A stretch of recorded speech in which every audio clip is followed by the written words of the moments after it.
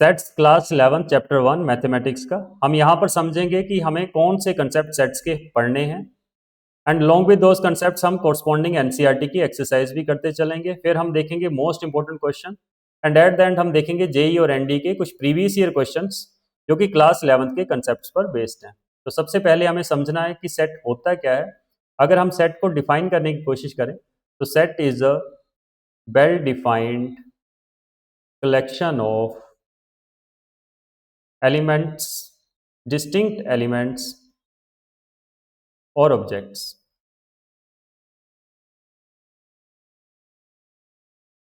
अब इसका क्या मतलब है हम उसको समझते हैं।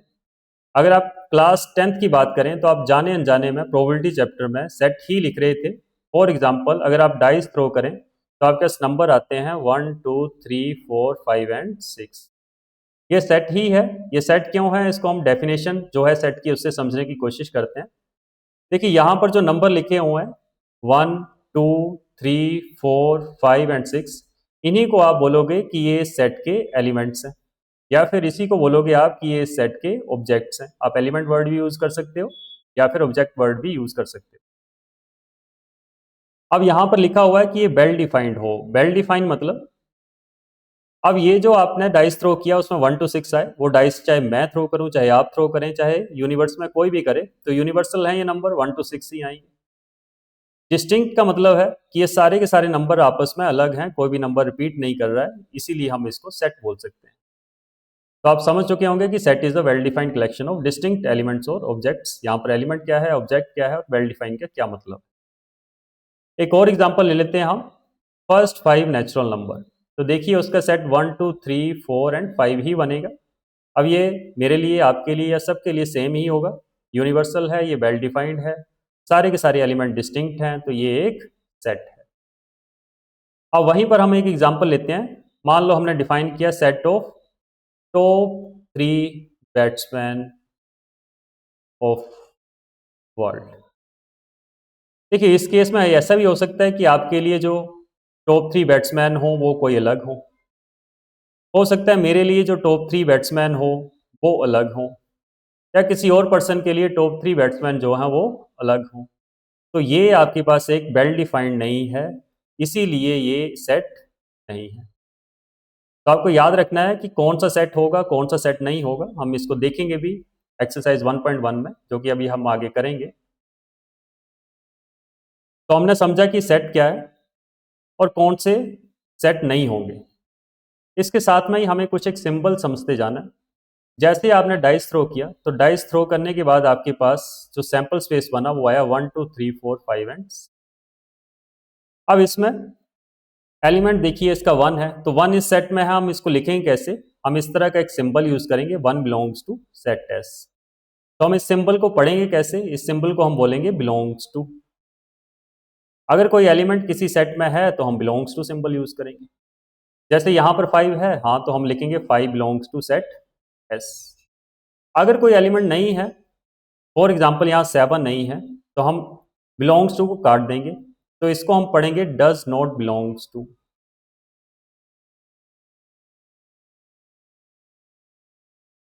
तो 7 जो है इस सेट में नहीं है। 10 इस सेट में है, नहीं 10 इस सेट में नहीं है। तो आप समझ चुके होंगे ये दोनों सिंबल, एक बिलोंग्स टू सिंबल है और एक does not belongs to symbol.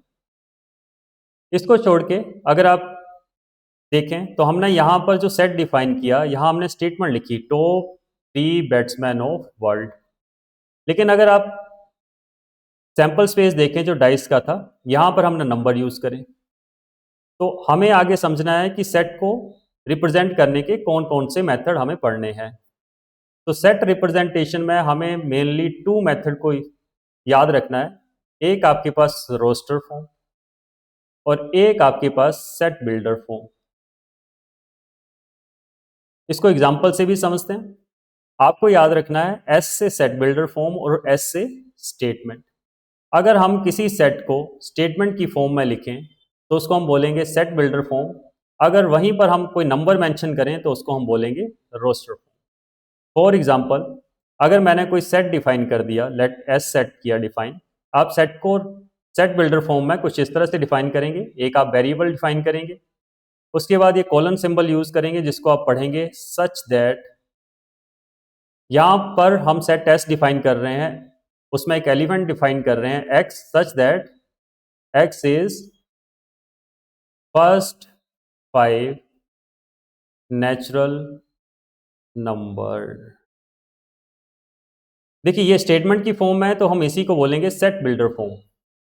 अगर इसी में जो जो नंबर आएंगे उसको मैं मेंशन कर दूं, जैसे कि 1 2 3 4 5, तो ये आपके पास आ गया रोस्टर फॉर्म, तो हम इसको बोलेंगे रोस्टर फॉर्म। ऊपर वाले को हम बोलेंगे सेट बिल्डर फॉर्म। आपको याद रखना है एस से सेट बिल्डर फॉर्म और एस से स्टेटमेंट। इसी के हम और भी एग्जांपल देखेंगे एक्सरसाइज 1.1 में। तो हम स्टार्ट करते हैं एक्सरसाइज 1.1। देखिए हमने पढ़ा है कि set is a well defined collection of elements और ऑब्जेक्ट्स, आपको ये याद रखना है। वो जो कलेक्शन होगी वो वेल डिफाइन होनी चाहिए। तो इसी पर आपका क्वेश्चन नंबर 1 है, which of the followings are sets, और आपको ये जस्टिफाई करना है। हम क्विकली इस क्वेश्चन को यहीं पर करते हैं। जैसे आपका फर्स्ट क्वेश्चन है the collection of all months of the year beginning with letter J. तो अगर मैं इसको लिखने की कोशिश करूं तो हर किसी के लिए ये मंथ्स जे से स्टार्ट होने वाले, एक जनवरी आएगा, जून आएगा एंड जुलाई आएगा। तो यानी ये आपके पास एक सेट है, क्योंकि ये वेल डिफाइंड है। आपके लिए भी सेम ही मंथ आएंगे, जनवरी जून एंड जुलाई, मेरे लिए भी सेम ही आएंगे, या कोई और थर्ड पर्सन होगा उसके लिए भी सेम ही आएंगे। तो yes, it is a set. Next अगर बात करें the collection of 10 most talented writer of India. अब यहाँ पर देखिए ये मोस्ट टैलेंटेड राइटर्स हैं, ये आपके लिए अलग हो सकते हैं, मेरे लिए अलग हो सकते हैं, या किसी थर्ड पर्सन के लिए अलग हो सकते हैं। नहीं, ये सेट नहीं है। क्यों नहीं है? क्योंकि ये वेल डिफाइंड नहीं है। थर्ड की बात करें, team of 11 best cricket batsman of the world, तो ये भी सेट नहीं है। आप समझ ही चुके होंगे, क्योंकि ये वेल डिफाइंड नहीं है। फोर्थ पार्ट की बात करें, the collection of all boys in your class. तो देखिए जो आपकी क्लास में बॉयज होंगे वो आपके लिए भी सेम है। अगर मैं उनको देखूंगा तो मेरे लिए भी सेम है, या थर्ड पर्सन के लिए भी सेम है। तो yes, it is a set.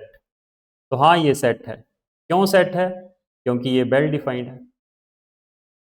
ऐसे ही अगर पार्ट 5 की बात करें हम, the collection of all natural number less than 100। देखिए अगर इसकी बात करें नेचुरल नंबर लेस देन 100 की, तो ये 1 2 3 सो 99 तक ये एलिमेंट्स होंगे। वो मेरे लिए भी सेम होंगे, आपके लिए भी सेम होंगे, थर्ड पर्सन के लिए भी सेम होंगे। तो yes, it is a set. क्यों सेट है? क्योंकि ये वेल डिफाइंड कलेक्शन है एलिमेंट्स और ऑब्जेक्ट्स की। अगर पार्ट 6 की बात करें, collection of novel written by writer Munshi Premchand, तो ये भी एक सेट है, क्योंकि उन्होंने जो भी नॉवल लिखे हैं वो आपके लिए भी सेम है, मेरे लिए भी सेम है, या थर्ड पर्सन के लिए भी सेम ही होंगे। तो ये वेल डिफाइंड है, तो आपको यही जस्टिफाई करना है, ये वेल डिफाइंड कलेक्शन है, इसीलिए ये सेट है। अगर बात करें 7th पार्ट की, the collection of all even integers, तो यस, ये भी एक सेट है, क्योंकि जो इवन इंटीजर्स होंगे वो आपके लिए भी सेम होंगे, मेरे लिए भी सेम होंगे, थर्ड पर्सन के लिए भी सेम होंगे। यानी ये एलिमेंट्स जो हैं ये वेल डिफाइंड कलेक्शन है, इसीलिए ये सेट है। अगर बात करें हम 8th पार्ट की, the collection of question in this chapter, तो यस, ये भी एक सेट है, क्योंकि जो क्वेश्चन होंगे इस पूरे चैप्टर में वो भी वेल डिफाइंड है। जितने आपके लिए होंगे उतने ही मेरे लिए होंगे, उतने ही किसी थर्ड पर्सन के लिए होंगे। अगर बात करें 9th पार्ट की, a collection of most dangerous animals of the world, देखिए ये सेट नहीं है, क्योंकि जो मोस्ट डेंजरस एनिमल्स हैं वो हो सकता है आपके लिए डिफरेंट हो, आपको जिनसे डर लगता हो, मेरे लिए वो डिफरेंट हो, किसी थर्ड पर्सन के लिए डिफरेंट हो। तो ये सेट नहीं है। क्यों सेट नहीं है? क्योंकि नॉट वेल डिफाइंड कलेक्शन, क्योंकि ये वेल डिफाइंड नहीं है। तो आई होप आपको सेट भी पता लग चुका होगा कि set is a well defined collection of elements और ऑब्जेक्ट्स, डिस्टिंक्ट एलिमेंट्स और ऑब्जेक्ट्स। अगर वो वेल डिफाइंड नहीं है तो वो सेट नहीं है, जैसा कि हमने एक्सरसाइज 1.1 के क्वेश्चन नंबर 1 में देखा।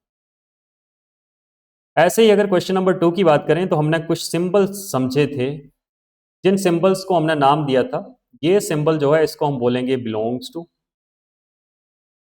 और इस सिंबल को जहां इसको काटा गया है इसको बोलेंगे हम डज नॉट बिलोंग्स टू। हमने ये समझा था कि अगर कोई एलिमेंट उस सेट में हो तो हम बिलोंग्स टू सिंबल यूज करेंगे, एल्स हम जो है does not belongs to symbol use करेंगे।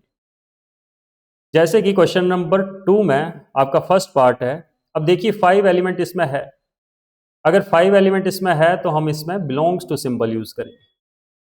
आगे देखिए, इस ए सेट में 8 प्रेजेंट ही नहीं है तो हम यहां पर does not belongs to symbol use करेंगे। थर्ड पार्ट में देखें तो यहां भी हमारे पास गिवन ए सेट में 0 प्रेजेंट ही नहीं है तो हम इसमें डज नॉट सिंबल जो है, does not belongs to symbol use करेंगे। नेक्स्ट फोर्थ पार्ट में अगर आप देखें तो 4 जो है यस बिलोंग कर रहा है इस सेट में, अभी तक आप समझ ही चुके होंगे, तो आप लिखेंगे 4 belongs to. Similarly fifth part में भी 2 जो है वो बिलोंग कर रहा है।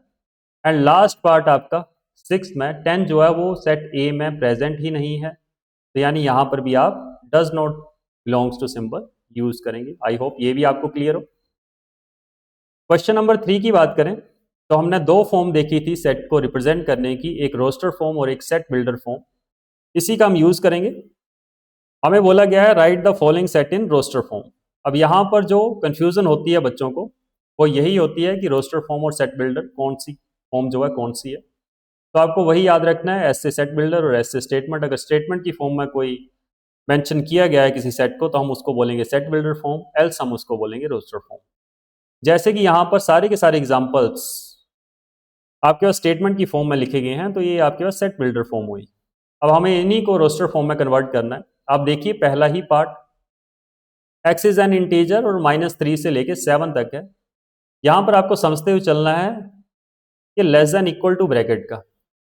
देखिए less than equal to bracket या फिर greater than equal to bracket, इसका क्या मतलब होता है। फॉर एग्जाम्पल हमें लिखा है x greater than equal to -3, यानी एक्स की वैल्यू जो -3 से बड़ी है या फिर -3 भी हो सकती है, यानी हमें -3 इंक्लूड करना है।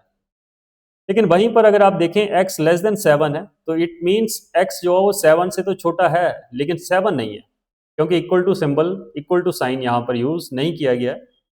तो फर्स्ट जो क्वेश्चन है आपके पास, थर्ड क्वेश्चन का फर्स्ट पार्ट, अगर उसको हम रोस्टर फॉर्म में लिखने की कोशिश करें तो हमारे पास -3, -2, -1, 0, 1, 2, 3, 4, 5 एंड 6 आएंगे। यहाँ पर 7 नहीं आएगा क्योंकि 7 इंक्लूड नहीं है। ऐसे ही सेकंड पार्ट को देखें तो वहां लिखा है x is a natural number less than 6, तो यहां पर आपके पास 1, 2, 3, 4, 5 आ जाएगा। लेस देन 6 लिखा है यानी 6 को हमें इंक्लूड नहीं करना है। अगर हम थर्ड पार्ट की बात करें, x is a 2-digit natural number such that the sum of its digits is 8।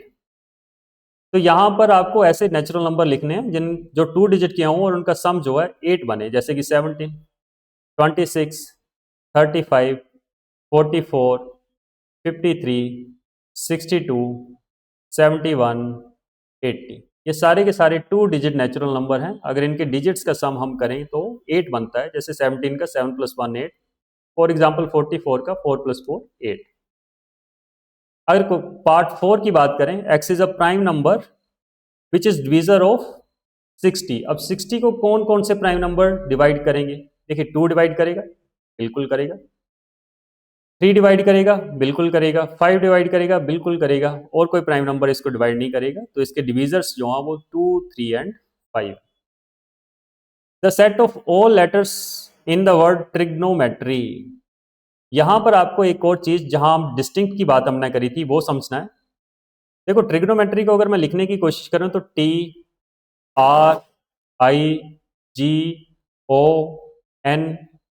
ओ फिर से आ गया, तो हमें ओ द्वारा लिखना नहीं है, क्योंकि सेट में क्या होता है, set is a well defined collection of distinct elements और ऑब्जेक्ट्स।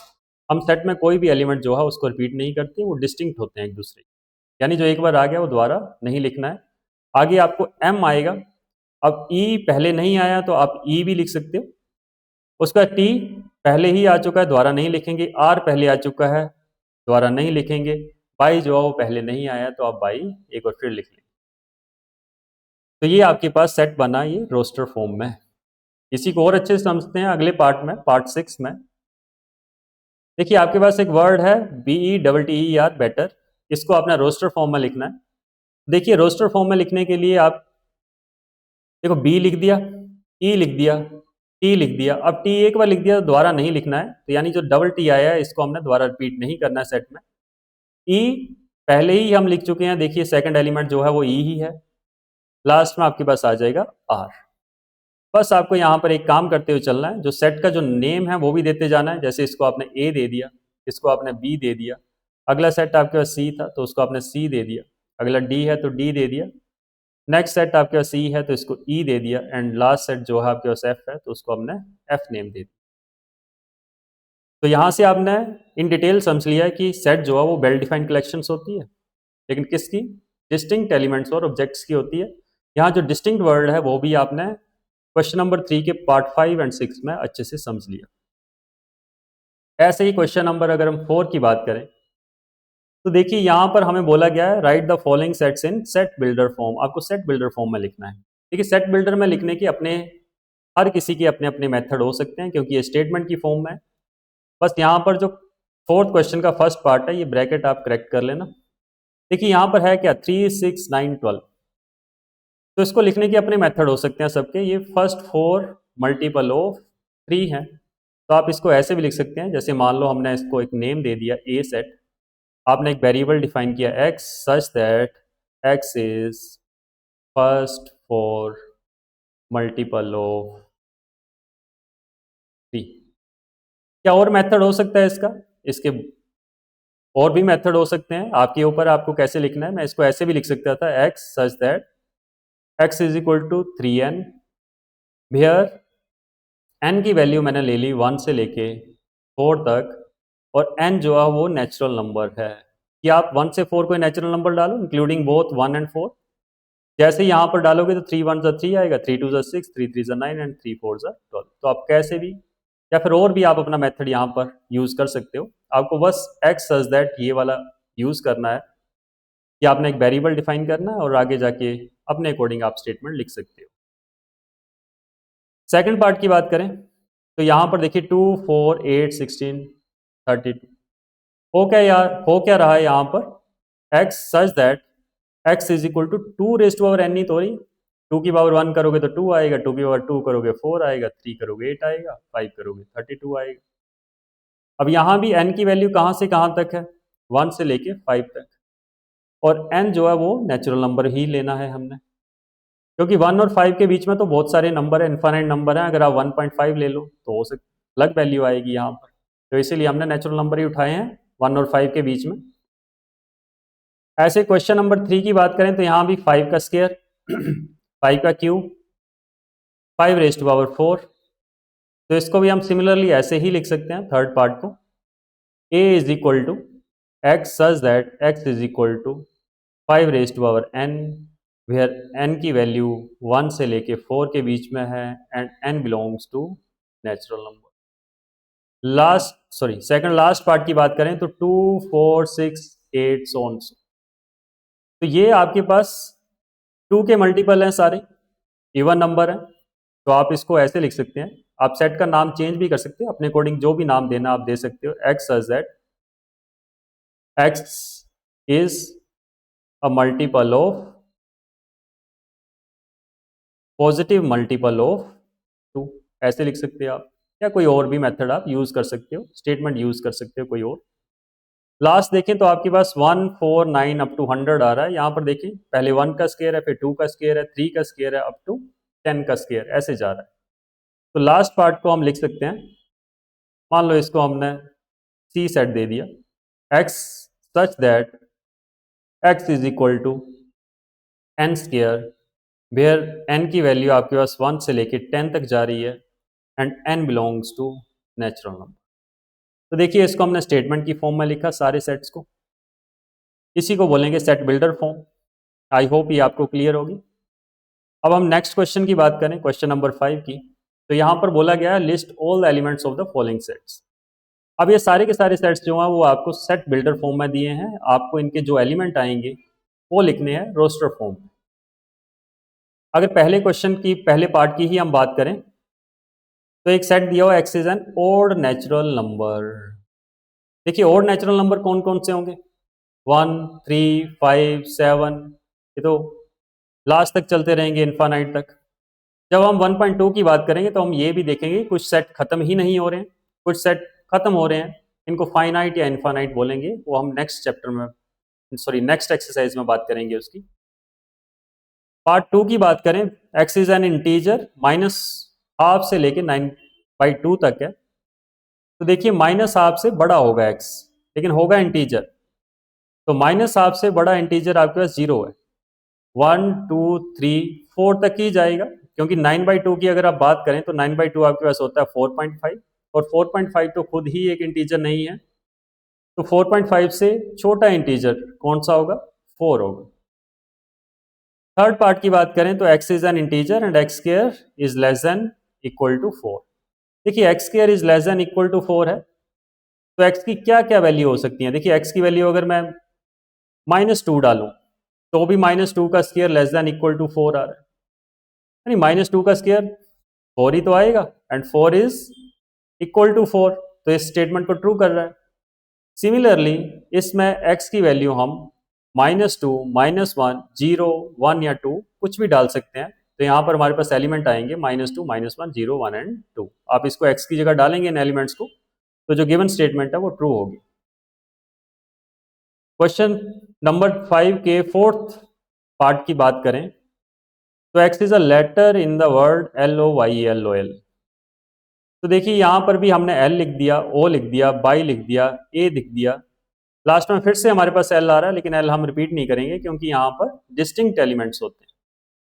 अगर हम बात करें फिफ्थ पार्ट की, तो यहां हमें बोला गया है x is a month of year not having 31 days. तो आप देखिए ऐसे कौन कौन से मंथ हैं जिसमें 31 डेज नहीं होते। एक तो आपके फरवरी आ गया, अप्रैल आ गया, जून आ गया, सितंबर आ गया एंड नवंबर आ गया।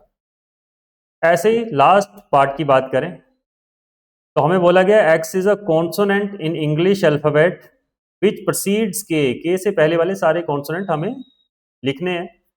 तो हमारे पास आ जाएंगे ए बी सी डी, ई तो नहीं आएगा क्योंकि वो वोवल है, एफ जी एच आई भी नहीं आएगा, जे, बस के से पहले वाले ही हमें लिखने थे, वो हमने मेंशन कर दिया।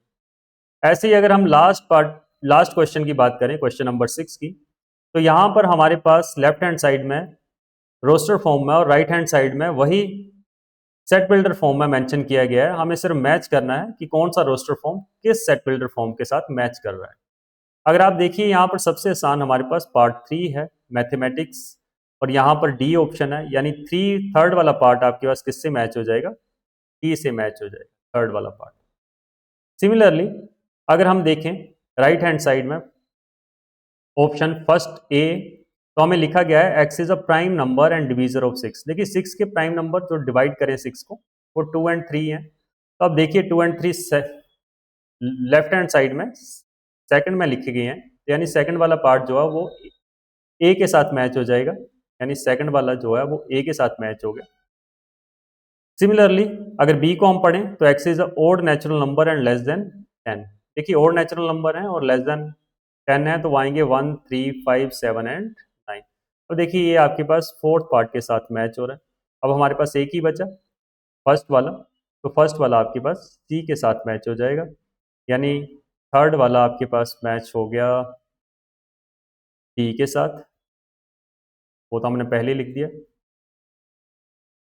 फर्स्ट वाला आपके पास मैच हो गया सी के साथ, first second third, and fourth वाला आपके पास मैच हो गया बी के साथ। तो ये आपका करेक्ट ऑप्शन है। आई होप आपको सेट जो है एक्सरसाइज 1.1 जो है वो क्लियर हो गई होगी। नेक्स्ट हम देखेंगे एक्सरसाइज 1.2। Thank you.